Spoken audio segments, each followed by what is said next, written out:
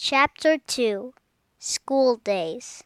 Martin Luther King Jr. was always a very good student. He loved to read and make speeches. He studied very hard and skipped 2 grades. At just 15 years old, he graduated from high school. That summer, Martin worked in Simsbury, Connecticut. It was Martin's first time in the North. He had a job in the tobacco fields.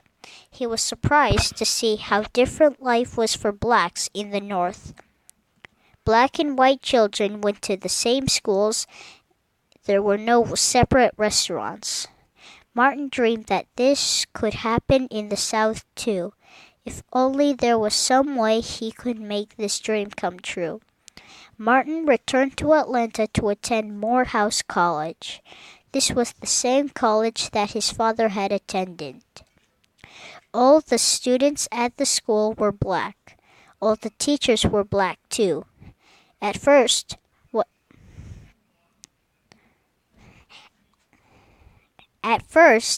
Martin wasn't sure he wanted to study. He knew that he wanted to spend his life helping black people. But what was the best way to do that? Perhaps he would follow in his father's footsteps and become a minister. Or maybe he would become a lawyer. In college, Martin Luther King Jr. read an essay by a man named Henry David Thoreau. The essay was written in 1849. In this essay, Thoreau said that people have the right to disobey unjust laws. In Thoreau's time, the United States still allowed slavery. Thoreau wanted to protest slavery. He felt the government was wrong to allow it, so he refused to pay his taxes. As a result, he was thrown in jail, but Thoreau did not mind being in jail. He was making a point. Martin liked the way Thoreau thought. He also liked that Thoreau protested in a peaceful way. 2 of Martin's favorite college teachers were ministers. Because of them, he decided to become a minister as well. As a minister, Martin could speak out against segregation. He could show his people how much he cared. When Martin Luther King Jr. was only 17, he gave a sermon at his father's church. He wasn't a minister yet, but the sermon was heartfelt and inspiring. His words not only touched the members of the congregation, but his father as well. The very next year, Martin became a minister and also an assistant in his father's church. In 1948, Martin graduated from college. He was 19. Martin's father wanted him to stay at the Ebenezer Baptist Church, but Martin wanted to continue his education. In September, he entered Crozer Theological Seminary, a school of religion, in Chester, Pennsylvania. Out of 100 students at the school, only 6 were black. At Crozer, Martin studied the teachings of people such as Mahatma Gandhi, the first leader of modern-day India. Like Thoreau, Mahatma Gandhi believed change could come from peaceful protests. In 1951, Martin graduated from Crozer.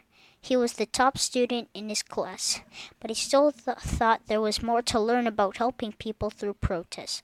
So he moved to Massachusetts to study at the Boston University School of Theology. In Boston, Martin met Coretta Scott. Coretta had grown up in Alabama, but she was in Boston studying to be a singer. On their first date, Martin drove his green Chevrolet to pick her up. Over lunch, they talked about how hard it was to be black in the United States. They also talked about how people could live together in peace. Martin was impressed by Coretta. Mahatma Gandhi.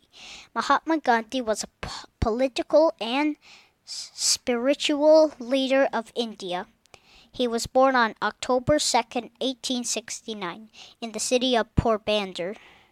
At the age of 18, Gandhi went to London to study to become a lawyer. After college, Gandhi went to work in South Africa, where black Africans were treated as second-class citizens. Gandhi soon found out that Indians were treated the same way. He was asked to take off his turban in the courtroom. He had to ride in a separate car on trains.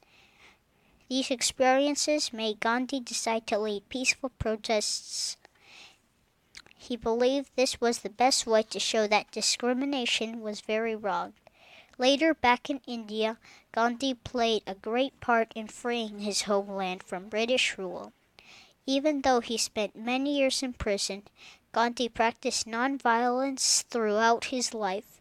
Sadly, Gandhi died violently. He was killed on January 30th, 1948, by Nathuram Godse. He was a Hindu radical. He thought that Gandhi was responsible for weakening India. Today, Gandhi's books and teachings live on and have inspired many people, including Martin Luther King Jr. After only an hour, Martin knew that they were going to get married one day, and he was right. On June 18, 1953, they were married at the Scotts' home in Marion, Alabama. The young couple lived in Boston. Martin had to finish his studies at Boston University, and Coretta had to complete her work to become a music teacher. When he was done with school, he became Dr. Martin Luther King Jr.